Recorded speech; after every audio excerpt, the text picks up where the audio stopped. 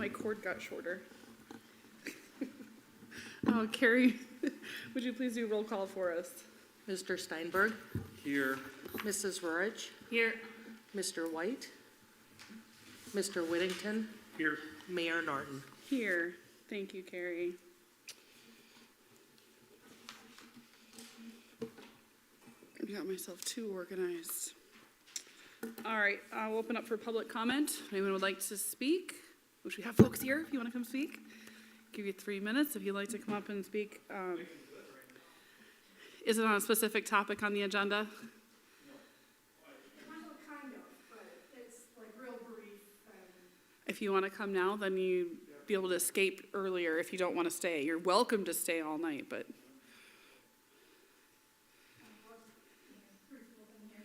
all right.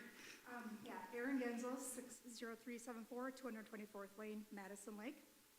So I know it's on the agenda to talk about the decision that was made last Monday, but I did want to just give a brief but public thank you to both City Administrator Jennifer and City Clerk Carrie for the times where I asked for information just to have a better understanding of things that were discussed during meetings, or if there was ever an issue with the live stream, that you guys were very professional and quick to give me some answers, and we greatly appreciate that. So thank you. Thank you. I know everyone always likes to hear some positives.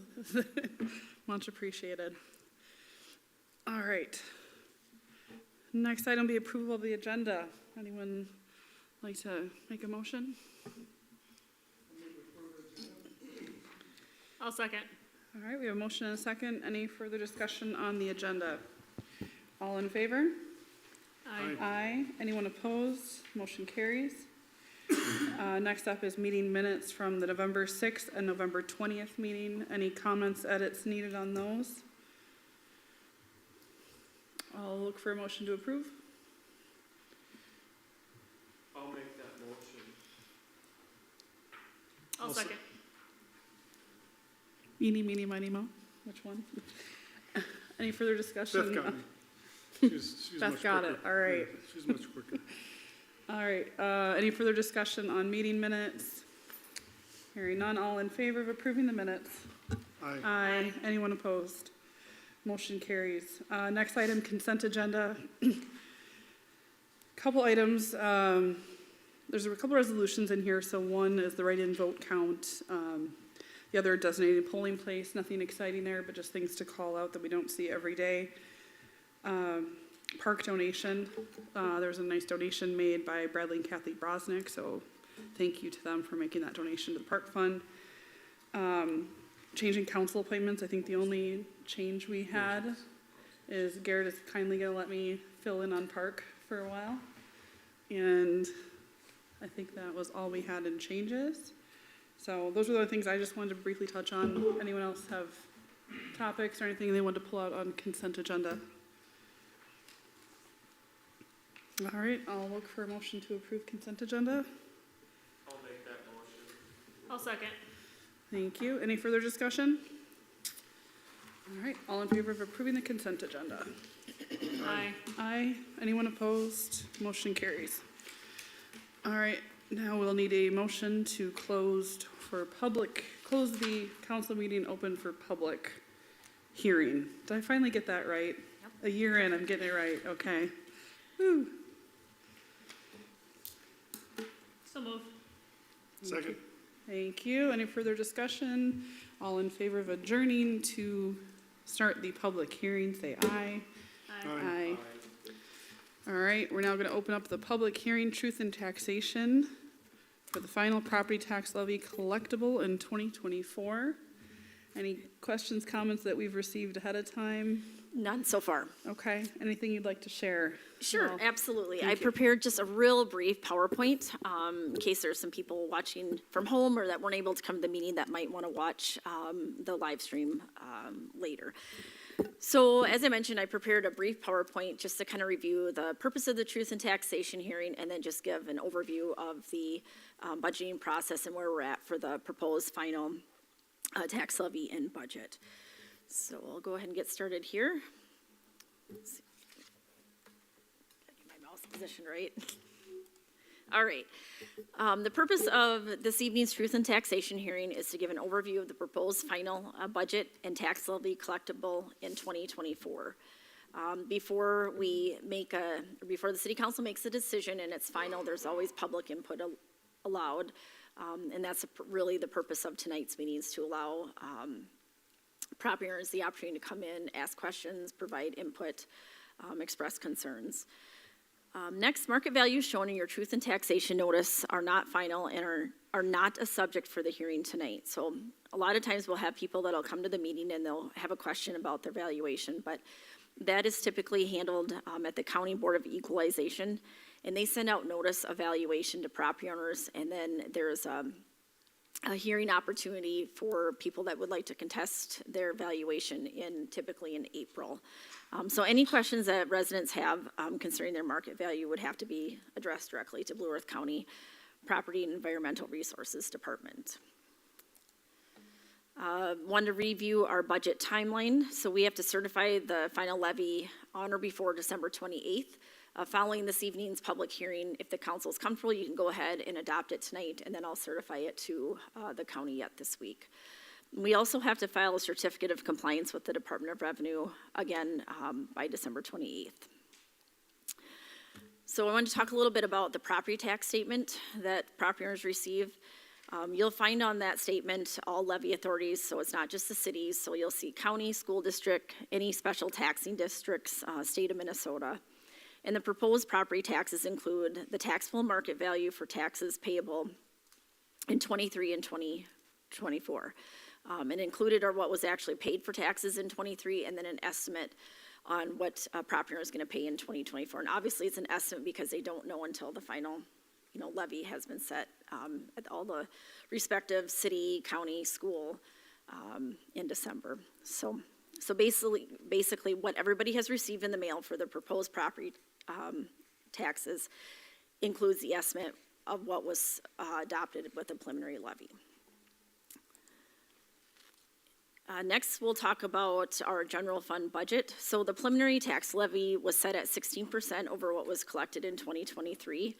And this totals about $155,722. Our proposed final general fund revenues total $2,147,808, and our proposed final general fund expenditures are $2,324,965.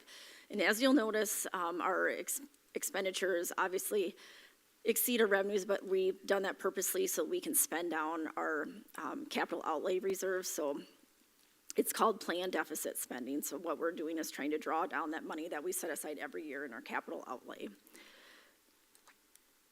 And then up on the screen here, if you can see that, final proposed property tax levy shows our general fund, what we've included for the tax levy, $945,045. EDA for tax abatement is $51,000, and then debt service is $132,939, giving us an overall levy of $1,128,984. And then next, we'll just talk a little bit about the property tax. So the local property tax rate is a function of the levy and the total tax base. Taxable tax capacity is used to determine the local tax rate. So you've got your city levy, the taxable tax capacity, and then your city tax rate.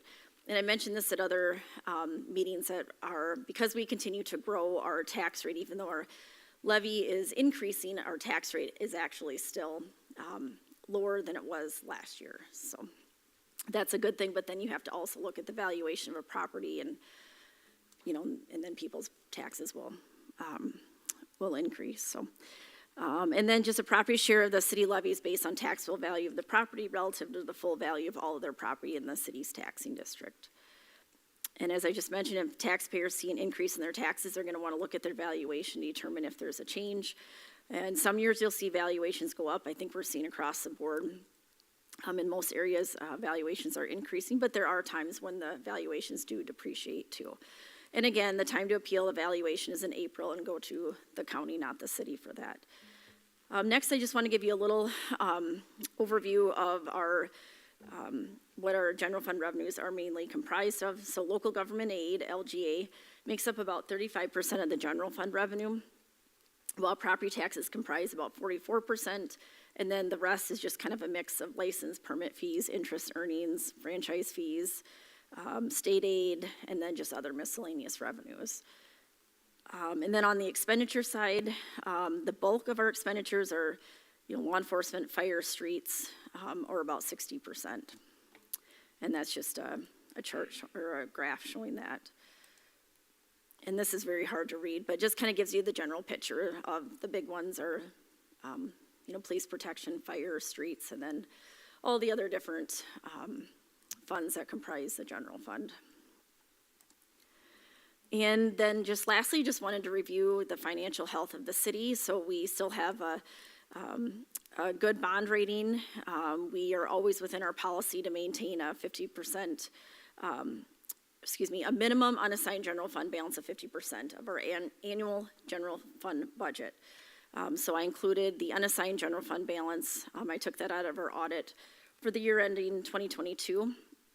And as you can see, that is, we're well within that 50% range for our general fund expenditures for what we're projecting for 2024. And the reason why we want to have a positive fund balance is so that we have cushion for unexpected expenditures or, if there'd ever be a revenue shortfall. So we're overall sitting very good.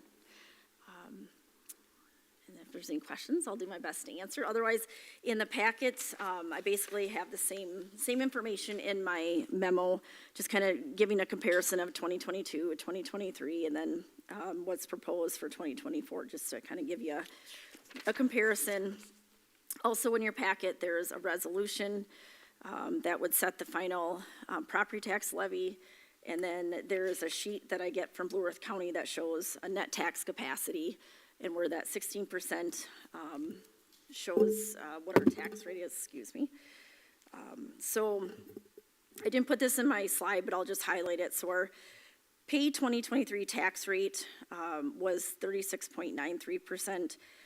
Even with a levy change of 16%, we're at 35.06% for our tax rate for 2024. So I'm trying to think of anything else I should highlight. So in the budget, we have, we also did a wage survey, and all wages will increase between, 5%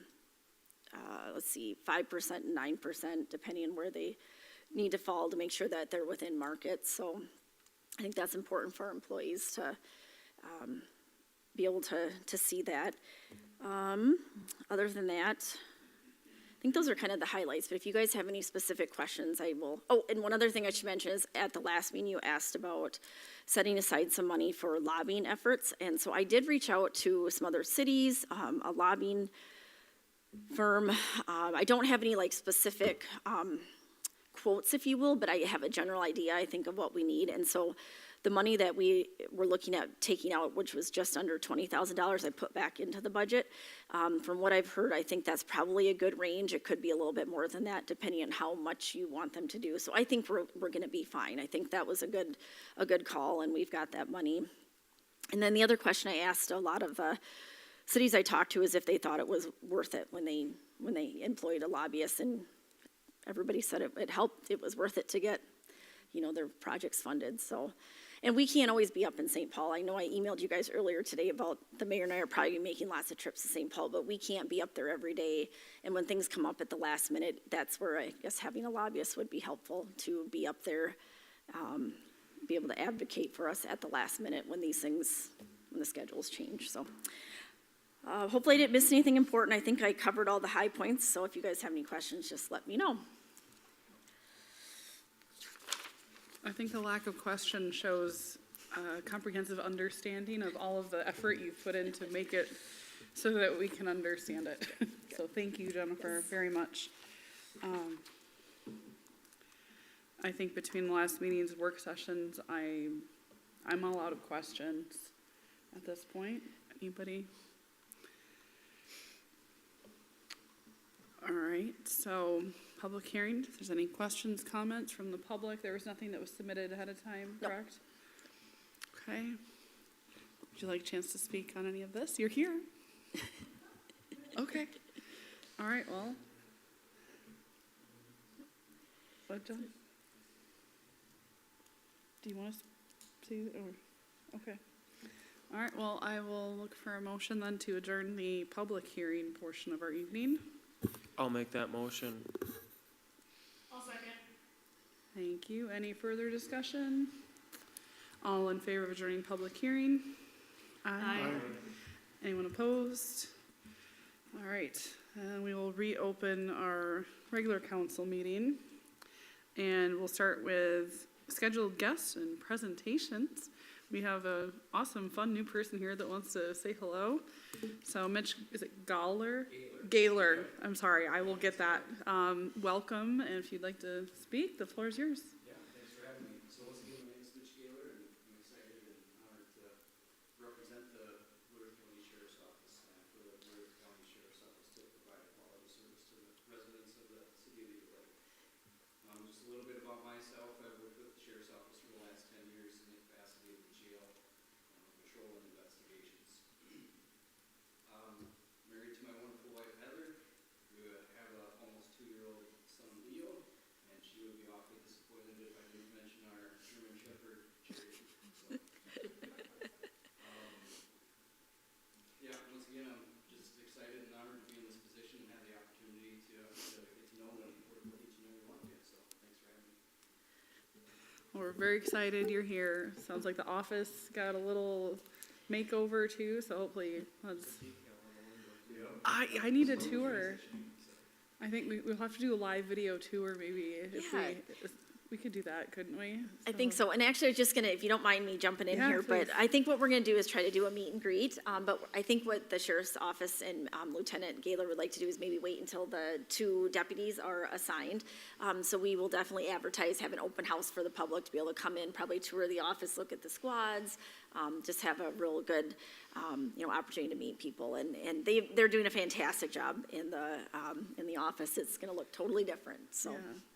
We're super happy to have him here. He's just, doing a great job already and hasn't even started his first day with Eagle Lake, but just very approachable. I think the community will be very impressed. He's easy to talk to and I think just has a lot of really good leadership qualities and will do a really good job. So we're really happy to have you here. All right, well, I echo that. Thank you, and please always feel free to share with us. And we're here to not just make Eagle Lake better, but we're part of Blue Earth County, right? So it's a two-way street, right? All right. Any other thoughts, comments, questions? Big hugs for Mitch? Nothing? All right, we'll move on to new business. First item, new business is the resolution adopting the final tax levy collectible in '24. So that's resolution number 2023-50. All right, yep, Mayor and City Council, if you guys are comfortable, you can go ahead and adopt that resolution, and then following tonight's meeting, I will certify that to Blue Earth County and then file all the required reports. I'll make the motion to adopt that resolution. Thank you. Do we have a second? I'll second. Thank you. Any further discussion? All in favor of approving the resolution, say aye. Aye. Anyone opposed? Motion carries. All right, next item under new business is recommendation to promote Mike Nicklay to Public Works Supervisor. I imagine either Mr. Bromeland or Public Works Director Hartman would like to. Maybe I'll kick it off, and then we'll let Public Works Director Sure. Hartman add some input. So the Personnel Committee recently met with our Public Works Director, Andrew Hartman, Public Works worker, Mike Nicklay, and our Personnel Committee, I should identify who that is, that's Beth Rorich and John Whittington. We met to talk about filling the position of Public Works Supervisor, and that would go into effect January 1st, 2024. Just to give you a little background, the Public Works Supervisor position was left vacant following the promotion of Public Works Director Hartman in February of last year, because at that time we were in the process of hiring 2 new full-time Public Works workers, and we didn't have really an immediate need for a Public Works Supervisor at that time. So we talked about it and just kind of thought we'll just reevaluate it after some time has passed. And just to let you know what the purpose of the position is, it's to supervise the full-time, part-time, and seasonal public works staff. The position also determines priorities, schedules work, ensures the proper completion of work in the absence of the public works director. So if the public works director is sick, on vacation, at a conference or training, the public works supervisor can step in and take on those leadership responsibilities. So by filling the public works supervisor position, that we are creating a hierarchy within the department. So right now we've got the public works director, 3 full-time public works workers, and a part-time public works worker. So now we'll have a little bit of a hierarchy with the public works director, supervisor, and then the 2 public works worker and the seasonal. Let's see. And again, we recommend that Mr. Niclay be promoted to public works supervisor beginning of the year. He was hired in November of 2020 as a full-time public works worker and is just doing a fantastic job. He stepped up in times when the public works director has been absent. I think has just shown that he's got some leadership qualities that we'd like to help grow even more. So I'll turn over to public works director Hartman if he has anything else to add. But otherwise, our recommendation is to promote him to the position. Yeah, I think it's just a good addition to, what he's done for the department.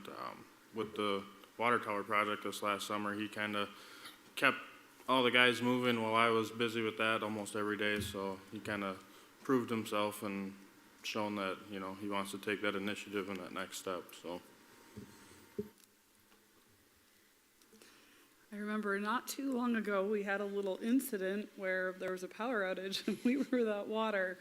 And Public Works Director Hartman and Mr. Niclay were here until the very wee hours of the night, just absolutely doing what needed to be done. And you can't always get that. We have that. Treasure it. And yes, thank you. Just my opinion of that.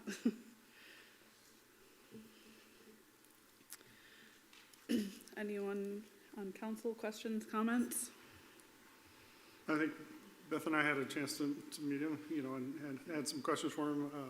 I think he'll be a great addition. He had several suggestions even that day, that seeing that he's kind of already engaged and moving forward and do really well for the department.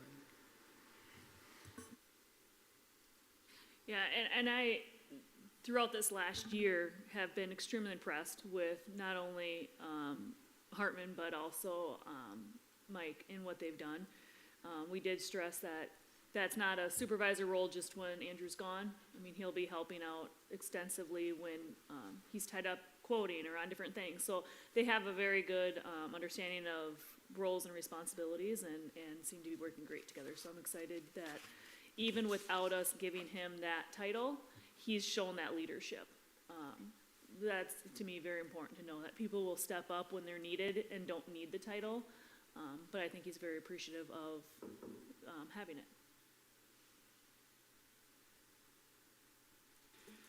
All right, so action requires just a motion to accept the recommendation from the Personnel Committee.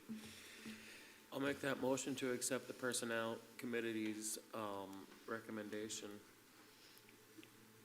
Councilmember White, you are here. Would you like to take that one so you can get some motions? Sure. Second. All right. Any further discussion? All right, all in favor? Aye. Anyone opposed? All right, motion carries.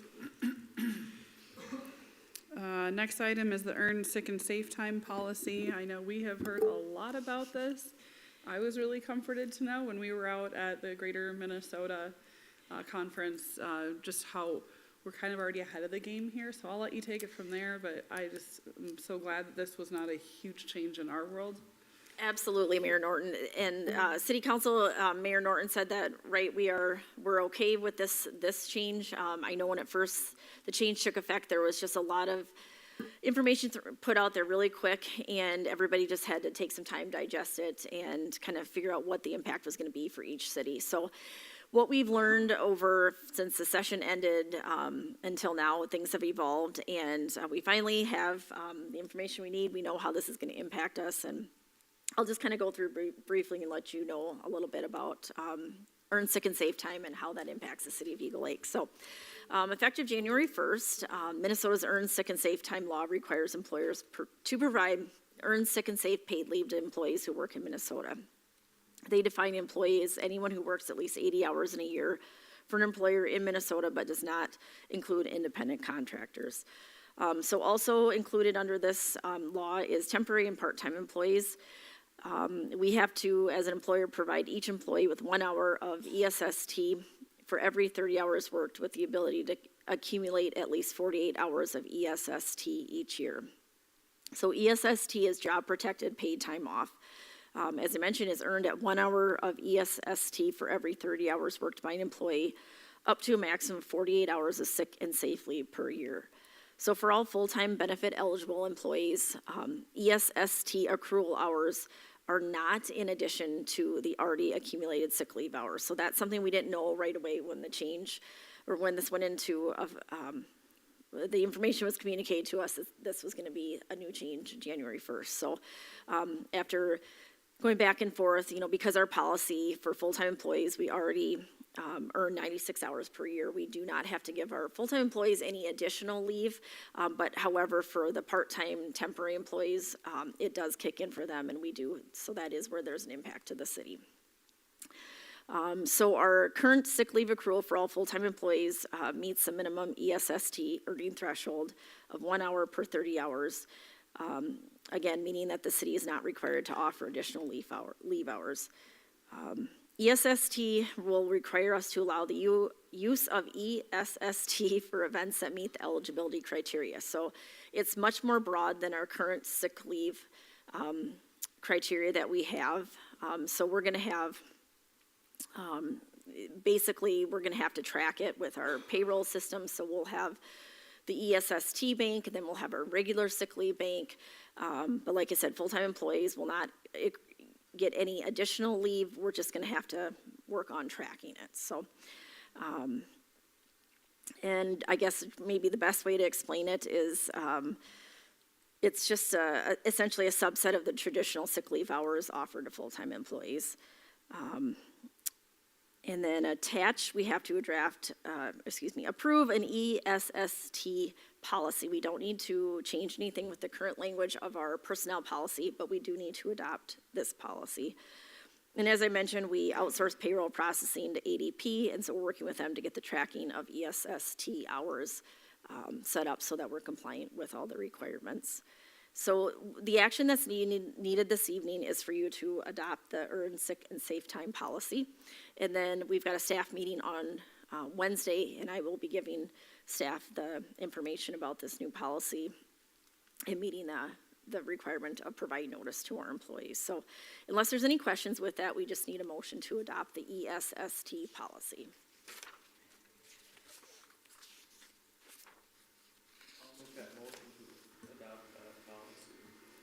Thank you. Do we have a second?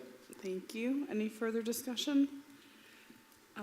I just have more of a question on this one. So when I hear earned sick and safe time, the next thing I think of is paid family medical leave. 2026. Okay, so there were changes to both. Yep. And that will come in 2026. Yes, and there will be an impact to the city with that. Absolutely, financial impact. Yeah, okay. Yep. So we'll hear more about that in the Yes. future. Yep, Okay, thank you. absolutely. All right, all in favor? Aye. Aye. Anyone opposed? Motion carries. Next item on the agenda, this is about an employee request received related to vacation accrual rate. Yes, Mayor and City Council met with an employee, and they are seeking to increase their vacation accrual from where it's at currently, which is 80 hours per year, to 160 hours per year. So we had a meeting with the Personnel Committee. We reviewed the request.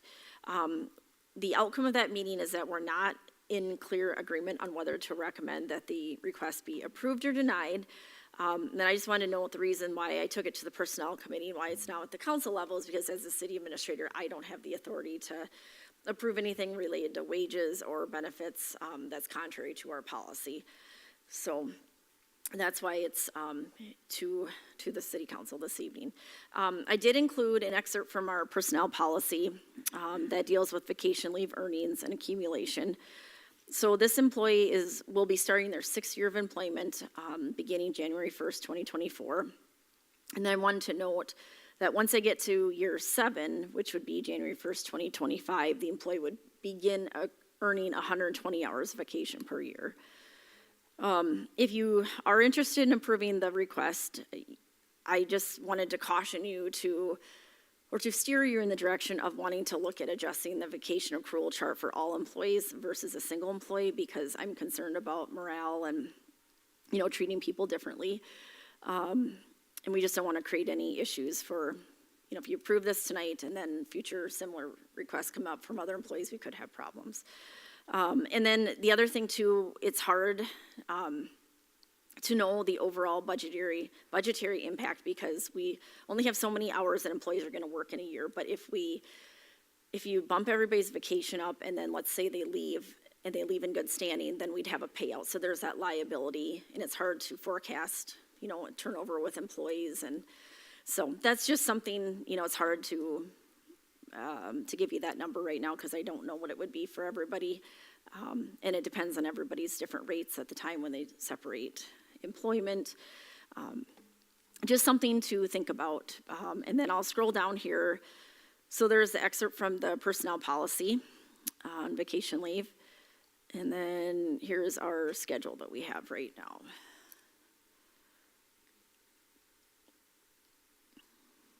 So with that, I'll probably turn over to the council for you guys to discuss, and I'm here to answer any questions I can. We'll go from there. I'm very glad this has come up. I'm glad we're getting a chance to discuss it. I'll just say that. I know my immediate thought was, okay, do we look at this at level of what someone's role is? If you're someone who's on call that cannot put time into other things because they're on call in ways that somebody who isn't can, that's an added responsibility. That is something that separates a role in my mind. The other thing that really stood out to me is that your first year of service here, you get 1 week of vacation. For the next years 2 through 6, it only goes up to 2 weeks of vacation, and so on and so on. And the increments get a little bit smaller, as time goes on when you start hitting into the teens, right? But I look at that and I see if someone has been with us for this long, that's great. I'm glad they have that much time, absolutely. But I also think when you have people who've been with us just a few years, when you talk about ages and where people are at with families and things, and I deal with this at my work, where I feel like a lot of the senior people that we really need to have around have so much PTO and so much time off. And the people who desperately need it are the ones that are shuffling the little kids back and forth, and they're running to doctor's appointments and that kind of thing. And I don't want to shake the earth here, but I think a week is not a lot of time to run and do things that need to be done. Every single day we're required to go more, wait longer, pay more to do all these things. That's just a lot to pack into a week. So while I think there's definitely a discussion point for the different roles and responsibilities with those roles when it comes to being on call or not, I look at this and I think we just need to do a little bit better on how many hours are available during those first few years. Just my opinion. I think I would like to see something, even if the first year was at a week, sure, but years 2 through 6, I'd like to see that 60, getting it closer to 8, I'd like to see them all at 120. I like your idea of adjusting it, because I do think that especially for the new employees, I feel like 1 week of vacation is definitely on the low side. So maybe what the council wants to look at doing, I'm just throwing this out there, would be just to move to start off with 2 weeks. But I am also concerned on the other side of it that if everybody has all this vacation, they're not gonna be at work, and that's really hard too. So there's gotta be like a happy medium, but I do think our starting for 40 hours for, especially people, like you said, could be the age group having kids, that 40 hours doesn't go very far. So I guess from staff perspective, I think maybe we look at doing away with the 40 and start at 80. But I don't know about quickly jumping up the other ones, because I don't know if we just have work that needs to get done, and it's a little scary thinking about For everybody perspective, gone. I've probably taken about 30 hours of PTO this year to do stuff for the city. If I was someone who wanted to be civically engaged, and I would never be able to spend 30 hours on that if my max hours is 40. But I don't think that's a fair comparison for you, because you're doing I'm assuming, you're doing conferences and things like that these people, our staff, would already be on the clock doing. I'm just You know what I saying, mean? it's- So like if they had appointments and things like that, they're not, if they have to go to a conference, they're not taking PTO to go to a conference. They're taking PTO to do right, but personal items. I don't, I get where my concern comes in, because, I mean, I don't disagree to a certain extent. I think going from 80 to 160 is a massive jump in 1 year, number one, especially when we've had employees here that all of a sudden now it's like, well, shoot, I've been here twice as long, or I haven't been twice as long. I mean, that's a massive jump and a really big financial impact to the city. But then if we do that across the entire board, every week we're gonna have somebody gone for something, where we're never gonna be running on all cylinders evenly, especially once we get everybody on ESST that maybe didn't have that time, because that ESST time is pretty wide open to what you can use it for. And then how is the FMLA that's coming in 2 years gonna impact this? You know, and so my fear is we make these massive increases, and then is FMLA going to change that even more to now we go from 160 to 320 because we get more, because that's very unclear what's gonna happen in 2026 with that time. So I guess I have a few concerns as far as, do we need to bump it up a little bit? Maybe, but do we have to double it? I'm concerned on doubling it. Especially when we're working through pay increases, we're working through all that, so we're gonna increase everybody's pay year after year after year, and then tell them, but then take more time off too. Like, at what point do we have to just kind of pump the brakes a little bit too? so you would be thinking of adjusting every year of service up, not just the, I don't know, that's why we didn't make any clear decisions in the Right. personnel committee, in my opinion, because it was, you gotta take people out of it. You really, in my opinion, Yep. I understand that we all have small kids. Some of us are single now and don't have the other families to help, or whatever it may be. But we have to sometimes take some of that out of it. And unfortunately, if we've used up all vacation for miscellaneous things, I hate saying this, but as a business person, sometimes the businesses can't always afford for when kids are sick above and beyond what is allowed, or like what is the employer can pay for.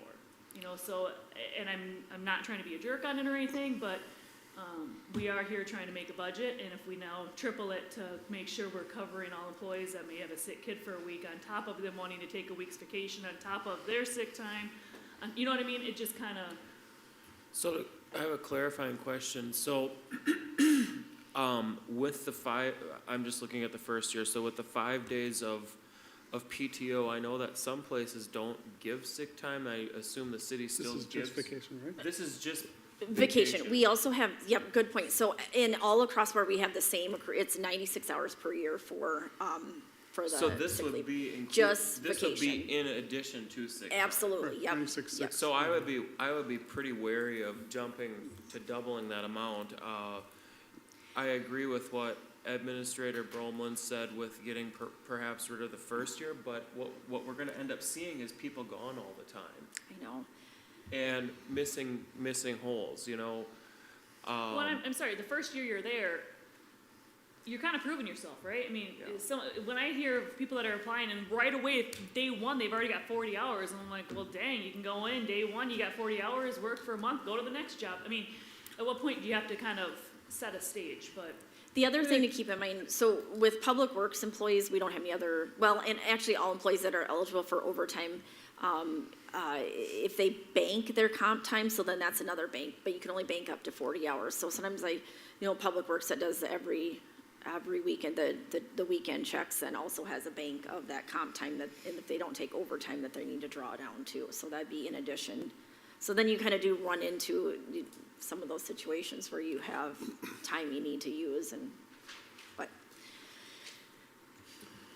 And just to go off of like your last comment, you know, where BAM, you have 40 hours to use, but this has all occurred, so, you know, like for the 40 hours, they only get 1.53 hours of vacation time each pay period every 2 weeks. You know, so that's 8 pay periods before they have a day they can take off. Well, and that's pretty common, right? Even if you got 80, you'd only get 4 hours. But I think the reason I was kind of struggling was a one-off, right? So if we want to take a look at this as a whole and take a look at a vacation and PTO and comp time, you know, I think we can do that and see what it's going to be the impact, because we're not just talking about if we do one-offs, they're going to be 10 one-offs instead of, you know. So I think if we take some time this year and see what we can do, let's see if, you know, how we look at, you know, according to the other communities, and make those adjustments to make sure that we're fair with like St. Clair and Cleveland and those guys, you know, people, you know, cities of our size. And we might come back and say, yeah, we need to go to 80 hours for the first pay period, you know, the first year, and then, you know, maybe not make so many adjustments. You know, maybe it's 1, 3, 5, and 10, you know, something like that. But let's take a little bit of time to take a look at it. And then we can budget for it, right? Right now, there's no budget to make a big change. If somebody in one department has 160 hours, you know, we're gonna have some overtime too, you know, because we gotta cover, you know, hours in certain departments. So I'm not opposed to looking at it, but I think we're gonna have to take a look at it as a whole and just not a one-off scenario. And as you look at the whole package, you know, you got 40 hours of vacation the first year, you got 96 hours of sick time, and then certain departments you can bank up to another week of comp. So, you know, you end up doing that same kind of thing, so. With the combo of sick time and vacation time, I almost don't even see why we need to change this thing. I think- That's just my opinion. No, I think we need to look at it, Yeah, because I think we I want to think always be competitive, right? To look So at it people is good. shouldn't take vacation unless they're sick? Oh, I'm saying that people should take vacation, but I think we also need to have people, I'm looking at the first year, for example, you know, I mean, you kind of, you know, kind of like what Beth was saying about. So how much sick time do we have? They have. 96 hours. So they have, so year one, you have 96 hours of sick and 40 hours of vacation. It's a lot of time. I mean, if you're sick for 96 hours, and I understand having young kids, that does get used up. I get that.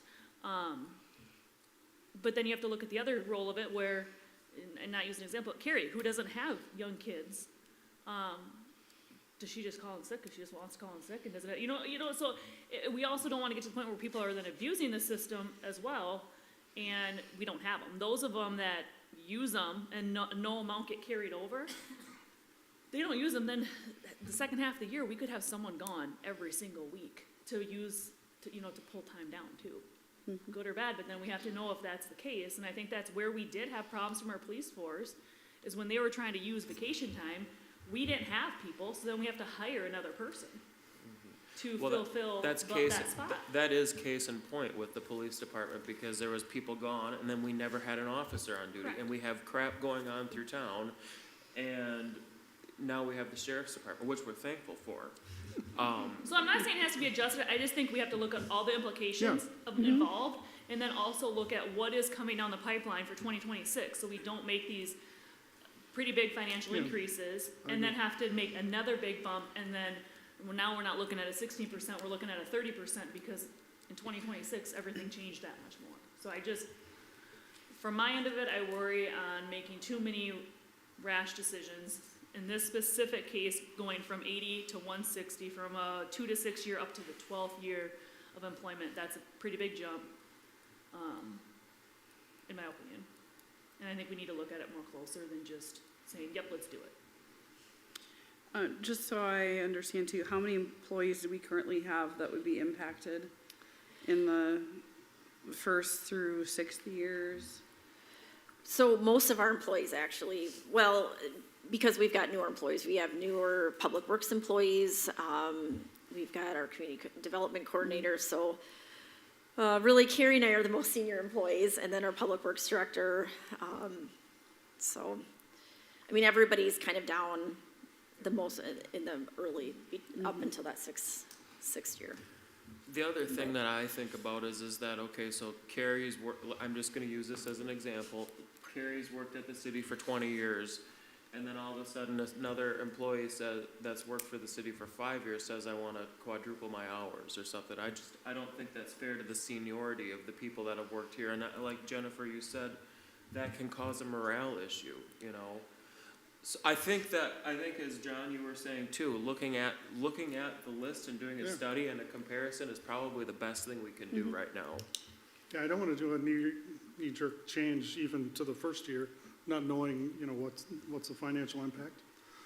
So we can take a look and see, you know, do we need to make it to be, you know, something that we take a look at for budget of 2025?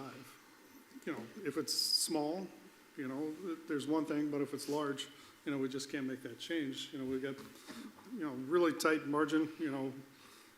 The old saying is, we don't have any fluff in our current budget. Yep.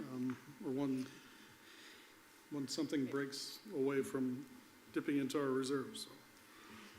One thing I'm hearing collectively is that there's concern of people taking vacation at times where it wouldn't be good, like, or taking that sick time, all at the end of the year, all at the same time. I get that. And I'm wondering, as we go through that, I don't disagree, John, that we should look at this, you know, across the board, but we seem to have a lot of sick time and not as much vacation time. I don't know. I would just much rather people not go, oh, I want to take a vacation, so I'm going to call in sick for 3 days at the last minute. I'd much rather see planned vacation time, because that's going to be easier for everybody to work around when people are off. So I don't know if Well, I think we have to, and it might be, lack of better terms, in interviewing the employees to finding out, are we just short on vacation, or are we short on, you know, my end of it being, you gotta bring kids to dental appointments, doctor appointments, whatever it is during the day. Well, with the new ESST, to my understanding, I can put that down as an ESST time, not vacation time. So if I need to bring my kids to the doctor, I'm gonna have them, I always schedule them at the beginning of the day or the end of the day. So then I can take off early, put that 2 hours to ESST time, sick time, not a vacation time. So I'm, in my mind, trying not to utilize all the sick time within a year. And if I went back to this year, I don't think I would use 96 hours with what I've done, because you plan it accordingly. You stack them up as much as you can, and thankfully we haven't been very sick. Where even myself and 2 kids, I don't think we would use 96 hours of being sick. So I think I think it's kind of looking at 2 different things too. Are you guys wanting to take 3 weeks vacation, or are we concerned because people are needing to get to appointments and things like that? I think it's all of it. And then frankly, if you just, and I'm not trying to be a jerk on it again, but if someone wants to take 3 different trips and go to 3 different locations, then you might just have to use days off that are not paid for. And I'm sorry, but you might, you know. If you want to take a week's vacation, you know, 2 weeks vacation and two different times, I've always been one that you want to have the best of the best, and make the best of the best. It's not always the best case scenario for everybody involved. You got to live within your means of what your businesses are able to pay. I also noticed that when I used to work for a place, that they actually got, I don't know how it would work now, but they got rid of sick time, and so then they just had PTO all in one. So you had PTO, and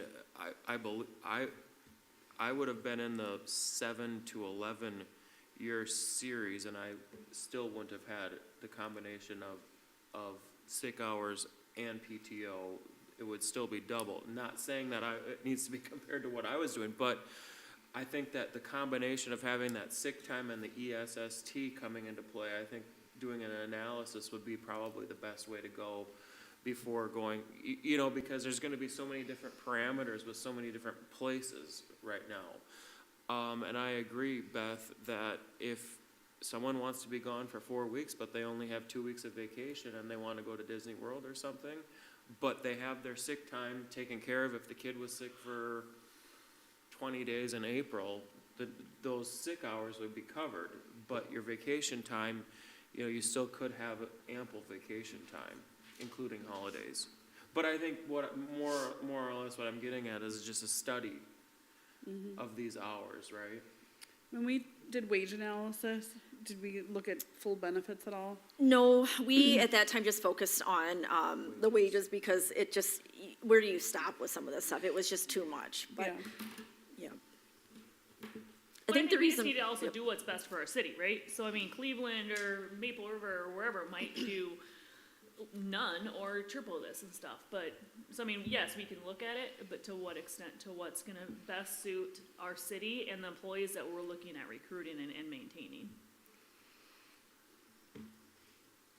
I think that's my biggest fear, is that we won't retain employees if we don't offer a little more time for them personal, that isn't sick, especially in those earlier years. So I'm hearing that a study would be everyone's preference. Jennifer, as far as timelines and that kind of thing, I mean, I defer to you with. Think it'll take that long. It's, if we make a drastic change to it, then you could have potential liability if employees separate employment within the year and then we have to pay out their vacation. And then, like you said, some of those, what do you want to call it? It's hard to predict how many hours of overtime you're gonna, it just depends on workload and if someone's on vacation and it's snow plowing, things like that. But no, we'll work on getting this, we can get this done in a couple months. Okay. Thank you. All right, next item on the agenda. So you don't need a motion, no? You don't. Do you want one? Honestly, if maybe we could document, just say that, Yeah. maybe just directing staff to do a study and then we'll bring it back. Maybe it'll go to the personnel committee first and then go to the city council. I'll make a Yeah. motion for the personnel committee to study PTO hours for employees of the city of Eagle Lake. I'll second. All right, any further discussion? All in favor? Aye. Aye. Anyone opposed? Motion carries. Thank you. Next item is Planning Commission recommendation for Chapter 6 amendments. All right, Mayor and City Council, I'm going to turn this over to our Community Development Coordinator, Adam Olivia, and I'm going to give her my laptop here, so just give her a couple minutes to get adjusted here, so. That.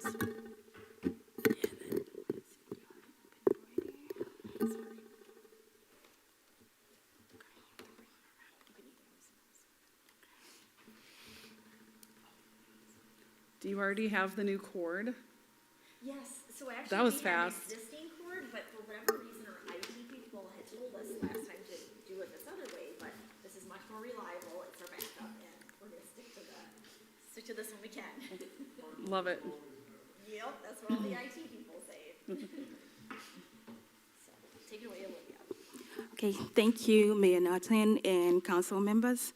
So before us today is Chapter 6, and the Planning Commission has been going through a revision of the Chapter 6 for some time now, and so we would want to recommend a public hearing for residents to also have a say in some of the amendments that we are proposing to have in Chapter 6.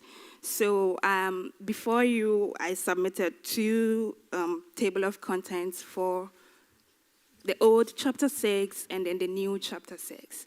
So to differentiate between the two, the new Chapter 6 has article and other stuff differentiating it, while the old Chapter 6 doesn't have anything like that. So if we all have it, then we can go through it together.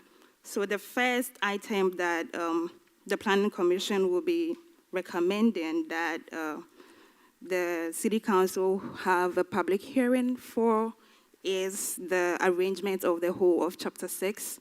So looking at those two table of contents, the old one just had everything together from section 6.010 to section 6.600. But then in the new, or in the proposed revision, we had it broken into different sections or articles so that residents or developers would be able to differentiate which section they would want to, visit for any kind of advice or just to use it as a reference point. So in the old one, section 6.10 just started with purpose and intent, but then in the new one, we had it put into categories. So Article 1 would talk about the scope, definition, and establishment of districts. So it would tell us, so for example, if you're new to the city, when you go to the city's website and go to city code, and then you're looking for something on administration and enforcement, within the old chapter 6, you would have to go through all the sections before you can find where it is. But then with the new proposed one, we have headings, or let me put it that way, categories that would just direct you straight to the subject that you're looking for or you want to find knowledge about. So that's the first one that was the first amendment that we proposed, that we rearranged or we categorized it into sections to make it easy for residents and developers to find subjects or topics based on what they're looking for.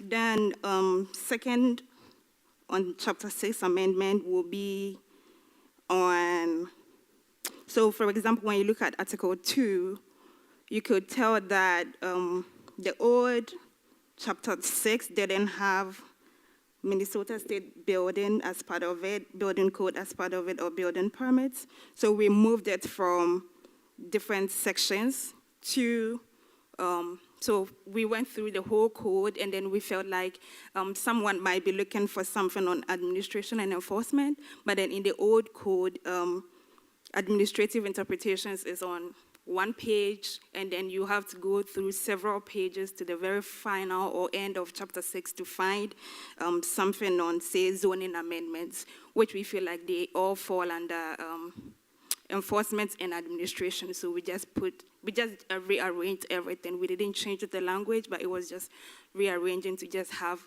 specific topics categorized under specific functions. So another major change that we did in chapter 6 will be the code on accessory uses, which will be under standard of general applicability, Article 5. So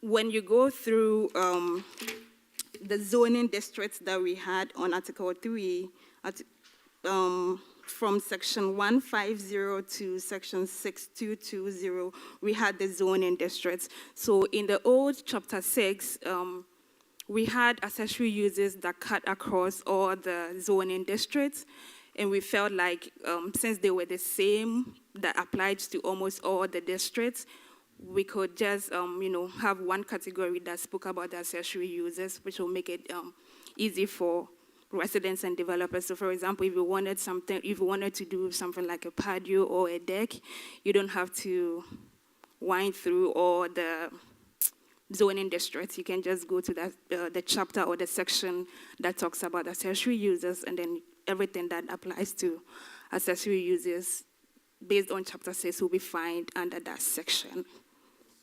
So those were some of the changes that we did when it comes to the accessory users. And we also found out that the code on signs, which is on Article 6, I think Minnesota statutes updated some of the items that the code on signs should have that we didn't have in chapter 6. So we decided to create a category for that to talk about that. The changes that we made were minor, and we cannot walk through it step by step because some of them would just be a phrase that was changed. Some of them would just be removing from maybe page 5 to page 10. So what Jennifer and I did is we put it on the city website. So we have chapter 6 final edit, and then chapter 6 track and review. So when you open track and review and then chapter 6 final edit, you would see which which section of the code was moved to where and which one we did make changes on. So we may recommend that, or we would recommend that residents go to the city website, read through it, jot down their comments, and then if tonight we are able to make recommendation for a public hearing to be put forward, then residents can come in with their questions so that will be easy for us to know what kind of changes residents would want to have on chapter 6. So we just want to create a room for residents to go to the city's website and then just compare the two changes that has been made and then jot down their questions, and then when we have a public hearing, they can come in for it. Thank you. Isn't she awesome? I have to say, we have been trying to get this done since I have been here, so we've made a lot of progress since Olivia's been hired, so appreciate all of her work. This might sound really strange, but this reminds me of my mother, who had, she said this far too much, but it was a place for everything and everything in its place. And this to me is my messy linen closet that does not have organization and it's hard to find things. And Olivia's is this really nice categorized, neatly labeled bins of where things should really be so they are accessible and easy to find. And I know all of us here are really excited to read zoning regulations and things. Maybe the residents are too, but I'm gonna guess they might like this better too, and it's making information accessible. I am so happy to see this. It is just, I actually kind of want to go in there and play around with it. So thank you. Thank you. You must have loud music and a lot of coffee to get through this, but I will say I have been a resident that's needed it for several things, and